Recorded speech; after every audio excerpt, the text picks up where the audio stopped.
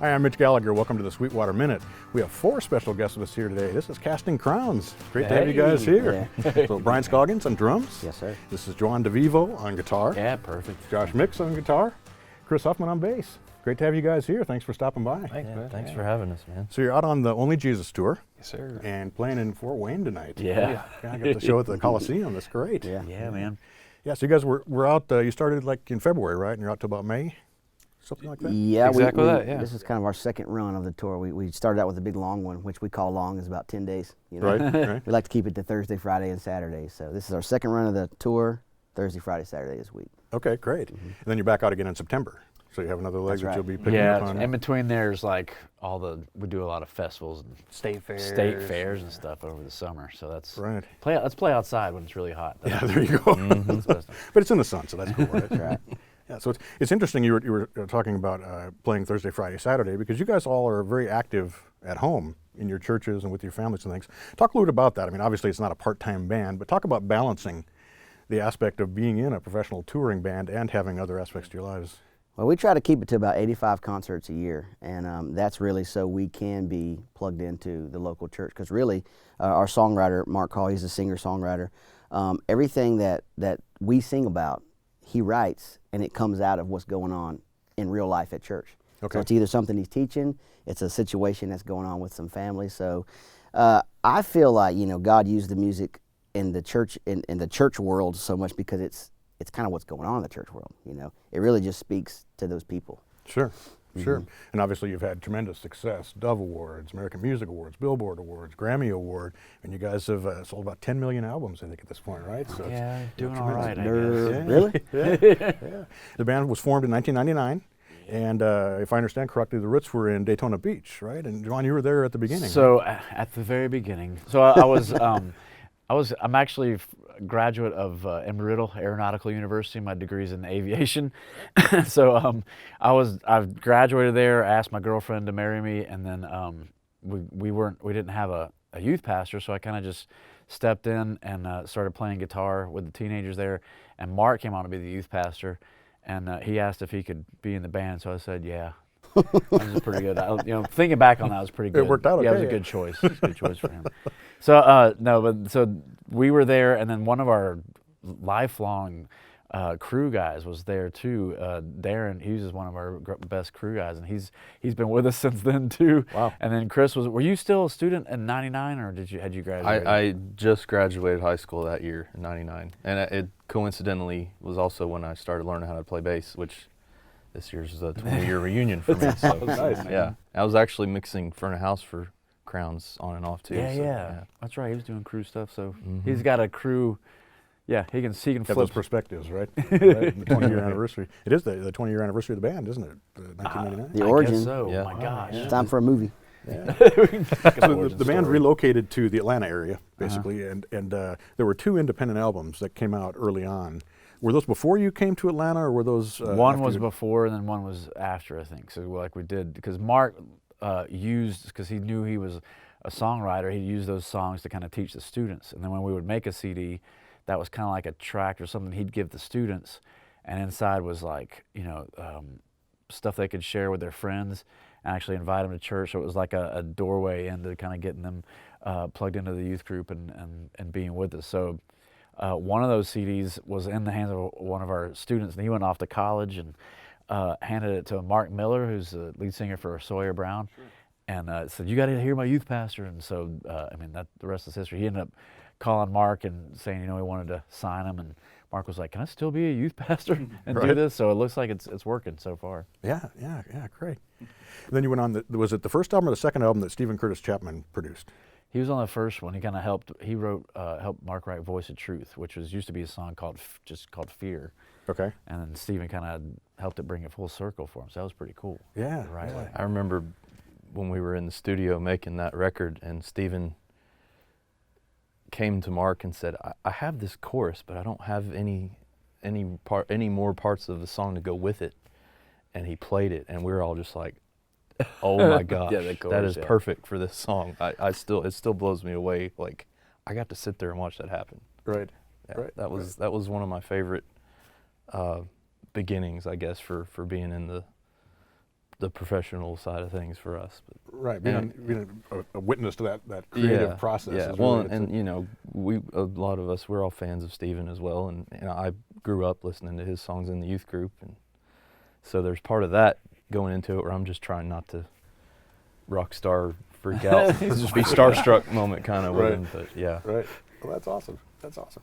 And Brian, you came in about 2009, correct? Tell us the story. How did you come into the band? I had been a full-time junior high youth pastor.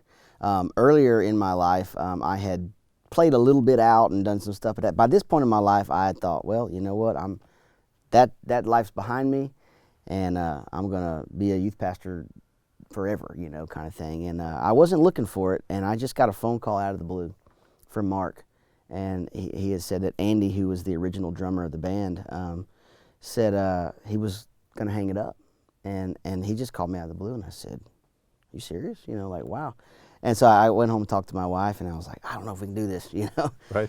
But we continued to talk, and it just, we knew God was telling us to do this. And so that was almost, in April, it'll be 10 years for me. Right. You know, so the album, Until the Whole World Hears, was the album When you where came I in. jumped in, yeah. Right. It's been an amazing, amazing thing, man. Yeah, no doubt. It really has. No doubt. And Josh, you started about 2012? Right at the end of 2012, yeah. Yeah, and what was the story there? So I grown up at a church for a long time, left that church, and the first church that I walked into was theirs. And I felt right away like, this is home, this is kind of where I need to be. Long story, I started playing with them, so I'd known them for years before anything ever happened. And then I was interning with Mark. He called me into his office, and I thought we were just going to talk about Wednesday night stuff because I was kind of organizing all the youth music and everything at the point. And he's like, so what do you want to do with your life? I was like, man, this sounds so dreamy and lame, but I want to play guitar. This is what I want to do. This is what I feel like I was created to do. Right. He was like, well, that's great. So you want to join the band? You joking? No, I'm serious. And after I passed out and he woke me up, and been there since. So, Right. Yeah.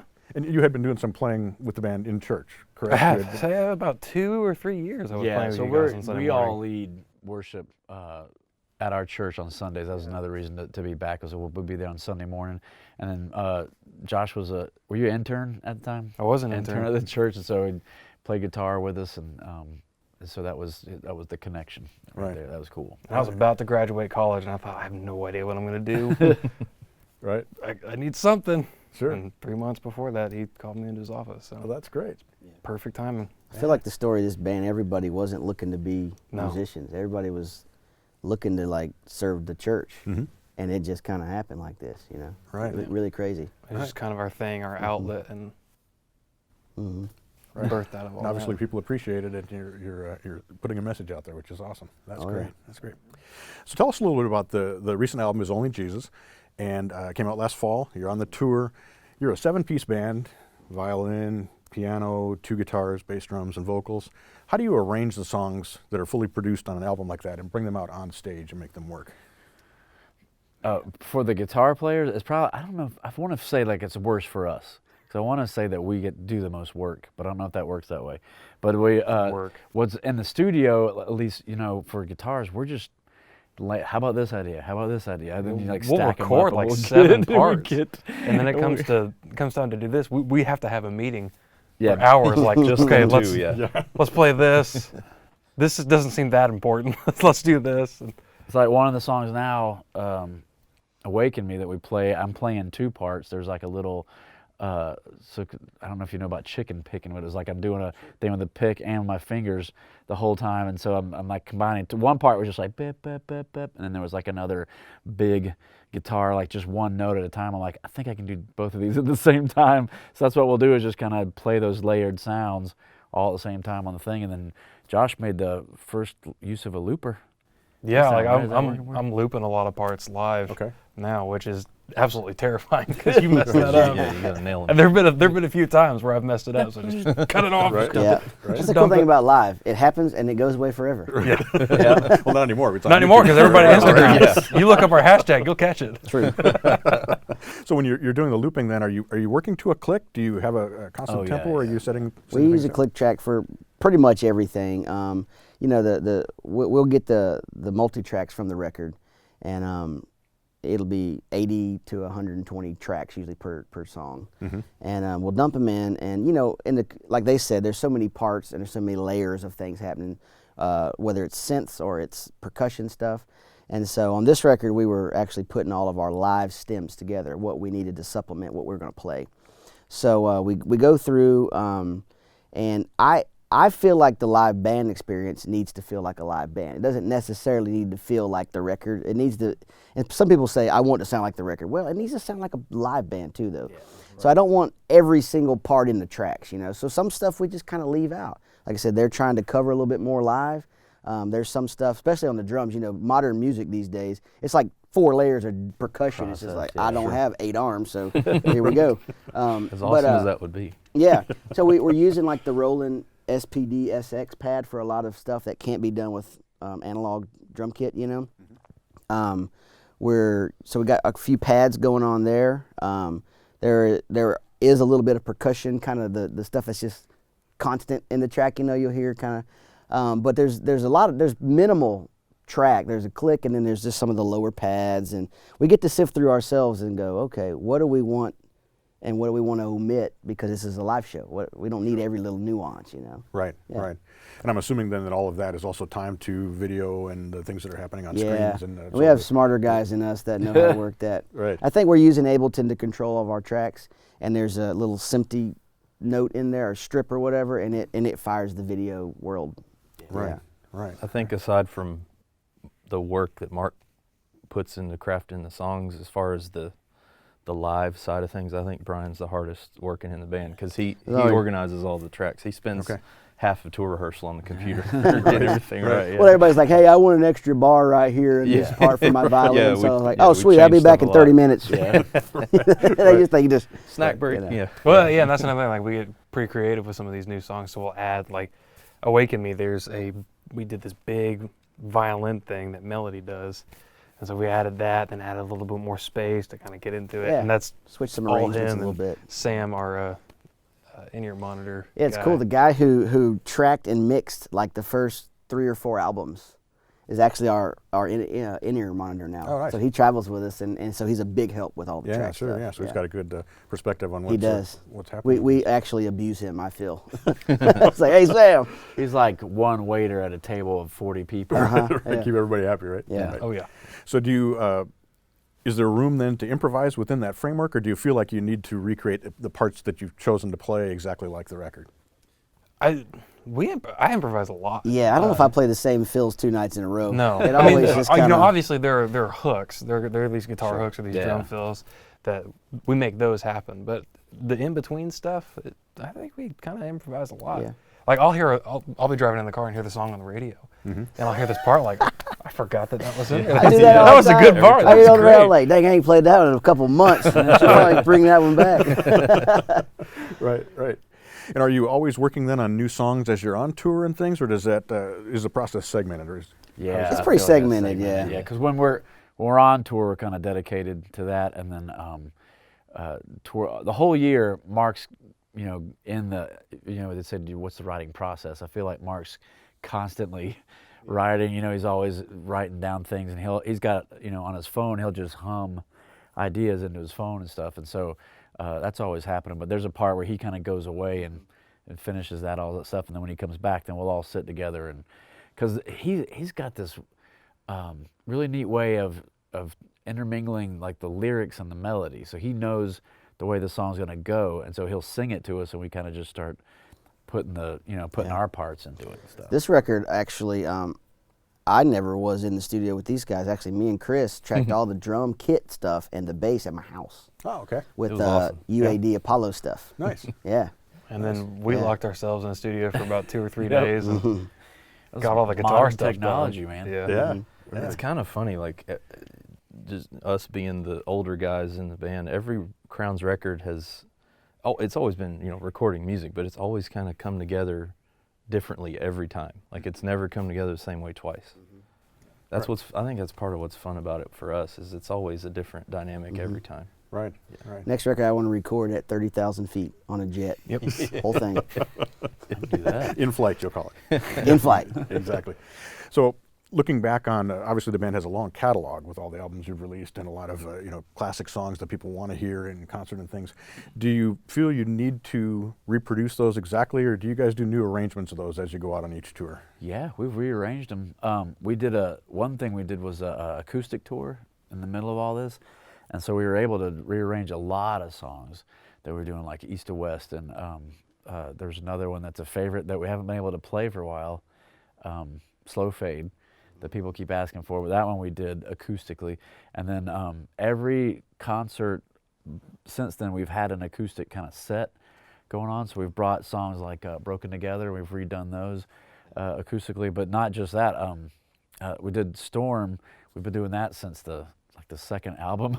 So we've kind of rearranged that in different ways, but now we kind of have this kind of a long extended intro to it and stuff, and I think it's really cool when you get to do something that's kind of masked, a little bit veiled, and the audience is kind of going, well, what is this? This sounds kind of familiar. And then when we kick in, we usually get, everybody knows what we're doing, and it's pretty awesome at that point. Another thing on that, though, every time you release an album, you've got 2 or 3 songs from the last album that you got to keep playing. Mm-hmm. And so now, what is this, 8 or 9 albums in, you start fighting for set list time against your own music. So we've actually had to take some of the songs, like If We Are the Body, and I think we've cut Voice of Truth down right now, right? Cut that one down. They actually, this is a little secret, but they get, like, the second verse might get chopped out, right? And we might go intro, verse, chorus, bridge, last chorus, so a lot of those songs get condensed, and so we can keep more of them in there in set list. Right. Do you put them into medleys, or do you? There have that's been probably medleys. What's next? Are we doing any Eventually we're gonna medleys have right to do now? that. There's no medleys right now, Not but right we now, have in but, the past. yeah. Right. This tour, we actually, Who Am I is a song that we've stripped down and done on the the little acoustic moment. This tour is cool because we're doing 2 songs. The band's kind of off to the side. We're doing a stripped down moment.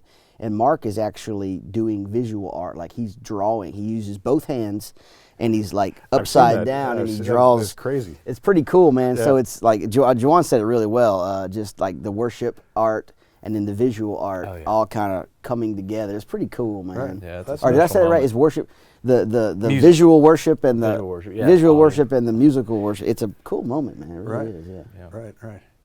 Talk a little bit about what it takes to recreate the sounds from the albums, because that's something that's recognizable as well, especially for the guitar player, but for bass and drums as well. You have those signature kind of tones or delays or things. How important is it to nail that stuff exactly? I'd say it's pretty important, at least for me.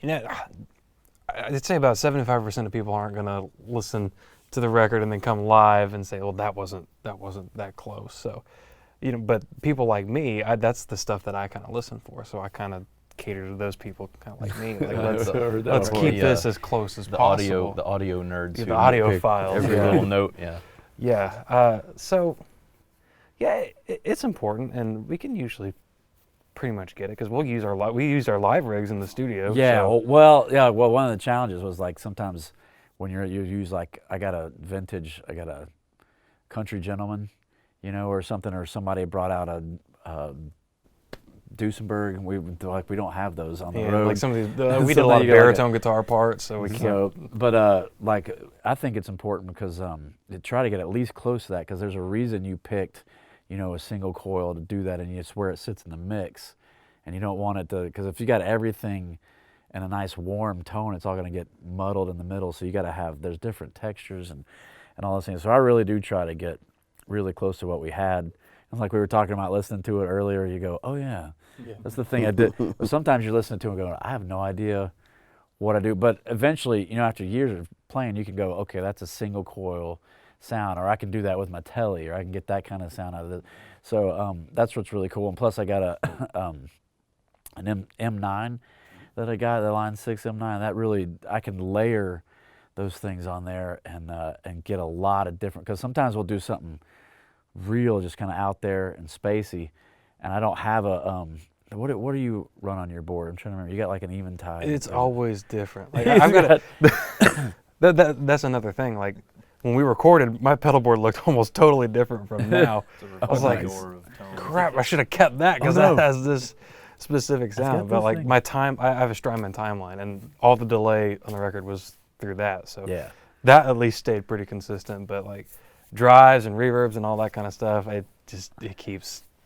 it's a problem. And my wife has had to, had to get on to me. Right. On a leash. It's funny even, I'm sorry, go it's ahead. funny, Mark, our singer, is very inspired by certain tones. If something, like when he was writing the song, he will actually like base the melody and something attaches to a certain tone. And so I'll be on the back and I'll see him and Juan like, like he's the singer, but he's got to have that guitar tone. Right. Just how he imagined it when he wrote the song. You know? Well, and like an example, on the new record, there's a song called Awaken Me, and I did a solo on it. But when I recorded it, we just went direct in, just cranked it kind of as like this nasty direct in sound. And so I got to try to emulate that How do you do that live. And live so with I an just amplifier? got a gated fuzz cranked all the way up. It's that little JHS mini foot fuzz. Right. Got the gated side, cranked it all the way up, and it sounds pretty close to a direct in thing. But it's one of those like that's a specific sound that you hear that you gotta try to recreate, and that's where it gets kind of difficult, but it also gets kind of fun because you can start just getting all these pedals and that means more pedals for you. Yeah. Is that what you're It's saying? smoking, it's Important, smoking right? over there. yeah, there's Tripping stuff breakers. smoking, Looks like cables a everywhere. mission control in front of his Oh, yeah. mic Right. stand. Right. But all that is important because you have to, with again a 7-piece band, there's got to be room for the bass. There's got to be room for the drums. You've got to hear the vocals in there somewhere as well. And it's very easy to overdo the tones that you're using or delays and all that stuff and take up too much space. Can you talk a little bit about that self-editing process? How you leave room for the when you're starting with the bass and the drums, and then you add the guitars on. Then I assume the vocals came afterward. So there's got to be a space there left, right? Like it's really hard. Melody is my wife. She plays violin, which is a lot like a voice too. So she comes in last and having to fill in it's like, are there any gaps left? Can we put gaps in here? Right. But I think it's kind of the same way. That's when we're together, and I don't know if it's because we've been together for so long and we know what we're doing or what. But I usually I'm the rhythm guitar player, so I kind of usually have a spectrum that I'm in. So I know I'm going to be playing lower. I have been doing a lot of baritone guitar type stuff lately, which is really cool. That gets me out of Josh's way. The trouble with the thing that Josh has to go through though is we got pads and different keyboard stuff. So like and then especially- melody too. Like I Yeah. live in the same range as hers. So when we're doing live in a studio, it's kind of like, okay, that's already there. We'll just not. But when we're doing live, and like you're saying, trying to figure out that's what rehearsals for and stuff. It's like, hey, what do you like? I'll even turn around sometimes and look at him to see where his hands are. I go, okay, he's doing that thing. I'll just kind of, and then he'll ask Melody, or what she's doing, or so it's communication mostly as far as the way I see it. I like watching people's Instagram videos. Yeah. And I'm like, I don't like what I just did there. Yeah, just hearing yourself back. It's like watching, I feel like it's like watching game tape. If you look at what you did and you go like, I felt good in the moment, but it didn't really sound good. Right. know? Right. A lot of that, listening back. Yeah, it's hard to have that perspective when you're doing It it. is. In the I've told guys, like even in the studio, it's like when I'm on that side of the glass in front of the computer, I am so creative. I hear every cool idea. But when I have the sticks in my hands, dude, I just go back to what I know. I'm like, I have the creativity just gets squashed when it's Luckily, your he's turn. really you good know? at what he knows. Right, exactly. I don't know about that. So the bass is always critical to that, to find the spectrum. And you mentioned baritone guitar, so you get out of the way of the regular guitar, but then you're kind of getting down Getting into the into the bass. bass. Talk a little bit about how you choose a bass tone that's going to work in the midst of everything that's going on. That's really it's not as complicated as you might think, at least for me, because I don't bring too many options as far as different basses when we do recording. I have my favorites that may not be everyone else's favorite tone-wise, but at the same time, I have just some good classic basses that are going to sound great. Like I have a 1980 Fender Jazz, I have a 70s era Fender P bass, and those are going to sound like they should all day long. Sure, right. And it's easy for me for the most part because I don't really. I've just started sort of playing a little bit with effects like a really light fuzz distortion, or I even I bought a synth pedal for this tour because there's a little bit more program sounding bass on there. So I figured, well, I'll see if I can try to duplicate that for the live show. But as far as working on creating a bass part for a song, I kind of just try to stick to the song structure. And if I have like a little fill or a lick in here and there where I feel like this might work right here, I'll try it out in the tracking process, and we'll go back and listen to a playback after, and I'm like, let's nix that part. I don't like how that sounds, but that's the fun part of it too. Is when you're recording it, you can play around with it, and if you don't like it, they can cut it out. But you still have to try and nail it dead on. But I try to just serve the song. That's Sure. just where my brain goes when right. it comes to recording. Yeah. Right, awesome. Anytime I do something new, I just wait to see if anybody says anything. Just sit there, look around. Nobody said anything. Yeah, Either they didn't like, oh, notice let's it keep or it it wasn't going. bad. Right. That's funny that you say that. The last couple records, like when we tracked for the very next thing, we got to do the whole record together in the studio. And they were, after each take, we were breaking down different parts and talking about, let's try this here or this here. And nobody was saying anything about the parts I was playing. So I'm like, I hope I'm sounding and playing okay. terrible. Yeah, but Evidently, really I worried nailed about the it. bass part. So. Right. None of us feel like pros, so we're like, Yeah, when you get a part and absolutely. then, like the guy's like, do it again. If it didn't say that, you're like, Yeah, exactly. That or your track's just muted. yeah. Don't even worry about We'll it. bring use in a that. Get 'em Nashville outta here. guy. Don't worry. I like what you said about leaving space, though, because when people ask, like, what advice do you have for a new musician? The guy that taught me guitar, who was actually my youth pastor and now my guitar tech, Jack, I remember specifically he once said that the mark of a good musician is not knowing what to play or when to play, but when not to play. Like when to leave that space or just play like a single note kind of thing. Like, guitar players, we want to do all this crazy shredding stuff. But some of the best solos, Tom Petty. I think that's the Mike motto of Campbell. all funk, jazz, Motown music. Know when not to play. well, like Mike Campbell can Just play. He can play a one note solo. one note Oh, solo, yeah. and it's just. Right. Works glorious. Yeah, But it's it's just just- like, I like that one better. It than is. that one. It's an art creating this space, and especially when we got 7 people. Right. Yeah, exactly. So you mentioned advice for other musicians. A lot of musicians want to get into the worship music. They want to make the music and get their message out there and perform and work at a higher level. What advice do you have for them to get started in their careers and to build on what they're doing? One thing I've learned is, worship music, I feel like the greatest instrument ever created was the human voice. And you can worship on an instrument. I mean, David proved that, right? I mean, it's powerful. But worship music as we know it, the song really matters. And one thing we have to, on tour even, like, it's night to night. Some stuff breaks. Sometimes the video wall doesn't work. Sometimes your whatever isn't right. Sometimes your in-ear mix doesn't feel right. At the end of the night, you got to remember with worship music that God is at work. When you start lifting him up, he just kind of makes the experience happen. Like, really our job, I mean, we've been gifted to do what we do. We have a responsibility to play. I feel like at the end of the night, though, man, I just don't want to distract from what God is actually trying to do, because people leave there and we thought this was the worst night. Oh my gosh, my thing broke, this didn't break. And we see on the social media like, oh my gosh, I'm so full. My heart is full. I can't, what an amazing night. And we're just like, you got that from that? That was obviously God. That was not us. Right. So it's crazy what they hear, what they experience, and what, it's so much more than just playing music, Right. Yeah, and Colin, what I was saying about the creating the space, knowing when not to play or where your part fills in. We all have these gifts, and we're just kind of corporately doing this one thing, but it's understanding that, kind of like what he was saying, like it's not about you, it's not about your tone, your sick solo, or anything like this. It's about the songs, like the songs that Mark writes. That's that if that wasn't there, we're just up there making noise. But we've been given these gifts, so we do to the best of our ability to contribute to this, but not overdo it, not make it about ourselves, and just kind of little bits at a time, just creating this this thing. So Right. So the right mindset is Right. Oh, yeah. Yeah. I like to sing songs that if you weren't singing and you just put the words up on the screen and read them, that you feel like God would move in you. Yeah. Truth, Right.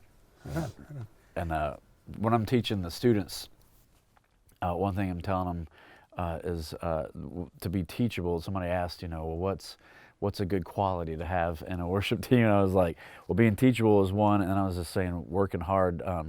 Being teachable means you're humble, and even where I'm at now, I can still learn things. If I'm not picking up stuff from anybody, no matter what level they're at, everyone's unique. So people pick up different things at different times. So if somebody that's been playing for 3 years has figured out this thing that I haven't ever, I mean, that's something I can benefit from. So that's being humble is definitely a factor. And then working hard means that you're a good steward of the gifts that you've been given. So you gotta, just because God gave you talent, that means it's all raw. You know, I mean, it's still raw talent. So to be able to sharpen that and to be responsible with it, to be able to make it into something to the best of your abilities, it says, you know, to do everything like you're serving God. So if you're playing guitar, you got to do that to the best of your ability. Every night, my goal is to have a flawless night. Not that I'm perfectionism or anything. I'm not making that the king. But if I go through that and I've perfected all the songs and done them the best of my ability, then I know that I've put forth the kind of effort, you know, that's honorable to what I've been given. So the other thing was connect, like with worship leaders. When I teach some of our worship leaders, it's like you need to connect with people and connect with God, because if you're up there and nobody's, you know, you're not leading anybody with you, you're just, what's the purpose? Well, you could do that in the crowd. So you still got to connect with people. You got to bring them along. You got to filter them down and bring them to a good spot where God can talk to them and connect them with God. If you don't connect with God and you're leading worship, you're just a rock star. You know, you're not making any difference there. So the things that you're saying, you're contradicting yourself because you're not even ever connecting with the one that you're trying to connect these other people with. So one thing Mark says every night, we do a VIP Q&A time before the show, and he says this regularly, and this is so true. You got to be careful as a Christian on a stage, because you're standing in between God and people, and their worship needs to go to Him. It doesn't need to stop at you at any point. It's a very dangerous, and if you read through the Bible, that's a dangerous place of us wanting to be worshiped, and it's a trap in the church. Mm-hmm. It's a trap in humanity of wanting affirmation and wanting glory. But you really have to, you know, Jesus said this when he was talking to people about worrying about their life and what was going to happen, how they were going to feed and clothe. What he just said, seek first my kingdom and my righteousness, and all these things will be added. I think if you polled everybody in this band, no one was trying to be a 10 million record Grammy award winning band. We were just seeking Jesus. Right. And it was his plan. Right. You know. Right. And I really think that's how he works. It may not be 10 million records in it, but it's going to be for that person, if he just has exactly what God wants for him. There is no greater. A Grammy's not greater than what God has for you. Yeah. You Sure. know? Wouldn't trade it for any of that. So you just have to be seeking him and content with where he's using you right now. Right. Mm-hmm. Awesome insights. Guys, thanks so much for coming by. We appreciate. I know you got to get back over and do sound check up the show tonight, but such a pleasure to have you here. I really appreciate it. Thank you so much. Thank you, man. Chris, Josh, Juan, Brian. You're the glad to have you legend. guys We're here. happy to be here. Yeah, that's right. Not about me. Glad to see you guys. Thanks very much. Thank you, man. Thank you. And thank you for joining me here for the Sweetwater Minute. I'm Mitch Gallagher.